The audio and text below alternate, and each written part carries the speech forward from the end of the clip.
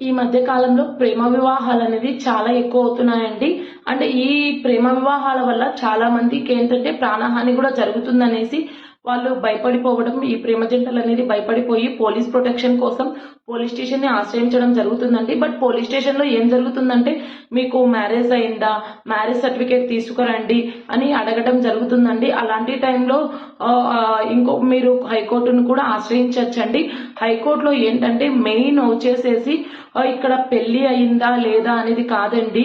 Main వాళ్ళు మేజర్సా కాదా అనేది చూసి దాన్ని బట్టి వాళ్ళకి ఆర్టికల్ 21 అండ్ ఆర్టికల్ 226 ప్రకారము వాళ్ళకి పోలీస్ ప్రొటెక్షన్ ఇప్పించడం అనేది జరుగుతుందండి.